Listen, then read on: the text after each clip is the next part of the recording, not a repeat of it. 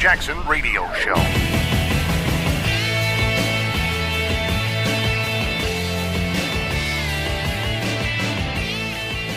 Hey fellow patriots, you are listening to the Kevin Jackson Show on KJRadio.com. I'm your guest host, Liz Matory.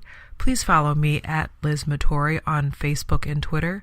So there's a topic that I'm not quite familiar with, and that is tariffs. To tariff or not to tariff? That is the question. And oddly enough, now we have Larry Kudlow to help our president and the White House make better economic choices.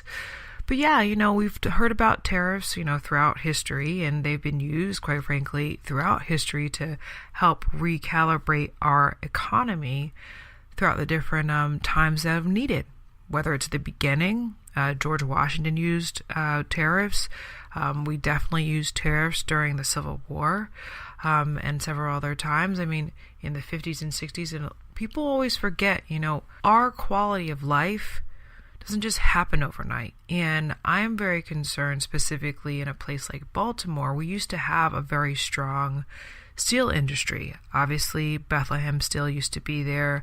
Thousands of people were employed by them, and then the community, the area around it was thriving. And then it died, and so all the area around it died with it. And I had talked about the the murder rate and the homicide rate in Baltimore.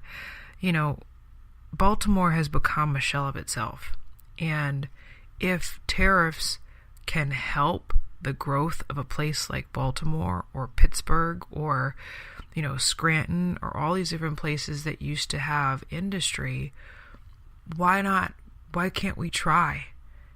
People kind of say, if everything's different, automation's different. It's like, yeah, we can also teach children and teach adults even to, recalibrate their skills and learn robotics. And if everything's going to robotics, you still have to get people to make said robotics and control them. So if anything, people will say, free market, we can't restrict the free market. All right, free marketers, you tell me how you plan. We need a legitimate plan and action items, how you are planning to build out the economy. I get it. You guys like tax cuts. Awesome. So do I. But what about industry? You know for a fact that not everybody's going to be in biotech. You know for a fact that not everybody's going to go to college. What do you do with everybody else? That's why I'm assuming, our president is considering all the options on the table. Oh, and by the way, there are countries like China. Again, going back to it, we assume that everybody is following the same rules, morals, values, principles that we do. Not everybody does.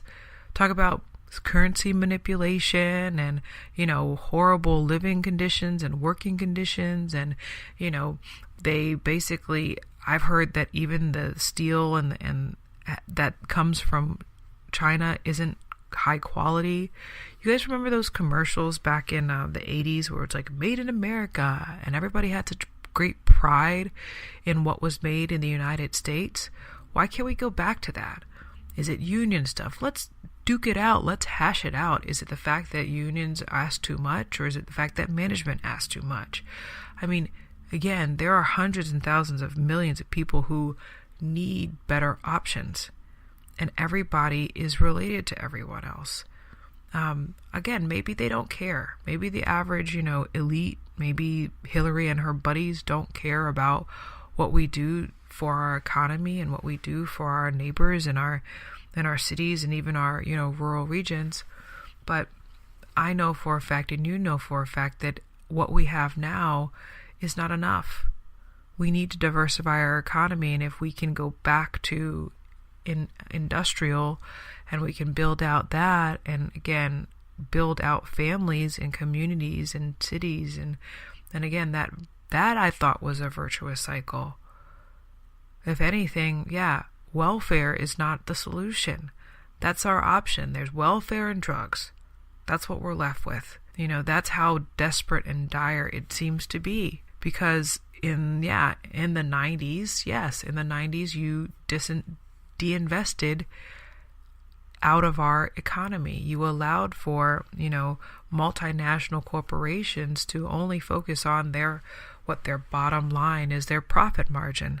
And so, of course, it's going to be a higher profit margin when, an American labor workforce is too expensive to compete against China and India, and even some, to an extent, other places, practically every other place that doesn't have the quality of life that we are used to and that we are accustomed that we ought to have.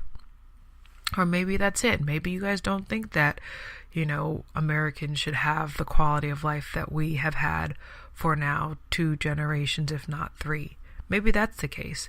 Maybe you don't care. I think, if anything, when you meet, people who are borderless people, they don't care about the success of this country.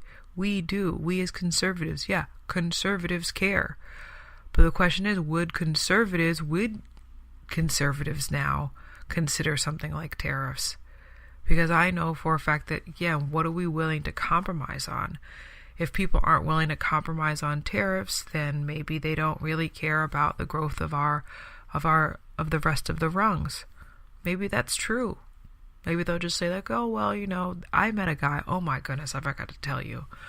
I met an actual population control person for the first time ever. It was kind of freaky.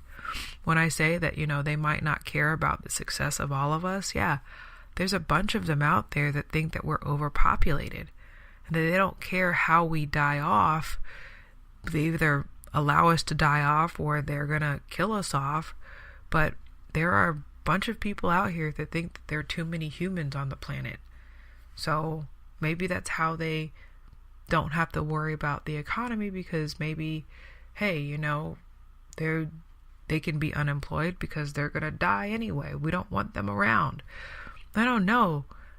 Man, we're all going to like the hell in a handbag? Hell in a basket? We're going straight to wherever that is, because we're not paying attention to, again, the bigger picture. I would like to. I hope you would like to. I don't want to see all these people out of work. Shoot, I don't want to be all, insecure about this, that, and the other. We're better than that. I thought that we were better than that. And again, the tensions that we have in our families, in our communities, cross-cultural, what have you, are exacerbated because of economic insecurity. So people up there in your think tanks and all of that, and all the people who have, I guess, control the purse strings of our government, and, all of the big businesses and even the middle businesses and even the smaller businesses, y'all figure it out. Because that's what you're there for. That's what I thought you were, at least. I thought you were out there, you were supposed to be elected to, figure out how much government we're supposed to have and how much we're not, so that we can live the lives that we're supposed to live. I thought that's how the system was supposed to go. And again, if we're supposed to give up on the system and it's not supposed to be that way, let us know. Let us know, people.